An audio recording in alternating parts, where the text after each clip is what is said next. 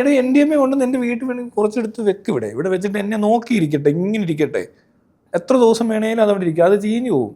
ചീഞ്ഞല്ല പോകുന്നത്, അതിൻ്റെ ആ എഫക്റ്റ് പോവായിരിക്കും. അങ്ങനെയൊക്കെ. കഞ്ചാവാണെങ്കിൽ പൂത്തു പോവും. എനിക്ക് ആവശ്യമുള്ള സാധനമാണെങ്കിൽ അത് എന്തോരം വേണം, എത്ര വേണം നോക്കി മാത്രം ഉപയോഗിക്കുന്ന ഒരാളെ എന്തിനാ വെറുതെ ഒരു ടെൻഷൻ അടിക്കുന്നത്? എനിക്കതാ മനസ്സിലാവാത്തത്. ഇത് അടിക്കാതെ തന്നെ അതിൽ കൂടുതൽ പ്രശ്നം ഉണ്ടാക്കുന്നവർ ഇവിടെ ഇല്ലേ? അവരാണ് പ്രശ്നക്കാർ. ആ പ്രശ്നക്കാർ അടിക്കാതെ തന്നെ പ്രശ്നം ഉണ്ടാക്കുന്നവൻ അടിച്ചാലും പ്രശ്നം ഉണ്ടാക്കും. മനസ്സിലായോ? അത് കള്ളു കുടിച്ചാലും പ്രശ്നമുണ്ട്. കള്ളു കുടിക്കുന്ന സമയത്ത് ഇവിടെ തെങ്ങുകൾ കുടിച്ച സമയത്ത് ഇവിടെ എന്തെല്ലാം കള്ളു കുടിച്ച് കൊലപാതകം നടന്നിട്ടുണ്ടെന്നറിയോ? കള്ളു കുടിച്ചെന്ന് ഷാപ്പിലൊക്കെ ഇരുന്ന് പണ്ട് അടി ഉണ്ടാക്കും. സിനിമയ്ക്കകത്ത് കണ്ടിട്ടില്ലേ? കള്ളു കുടിച്ചെന്ന്. ഈ തെങ്ങുകൾ കുടിച്ചാൽ എങ്ങനെ കിക്കാവുന്ന ഇപ്പോൾ ആർക്കെങ്കിലും കിക്കാവോ തെങ്ങുകൾ കുടിച്ച്?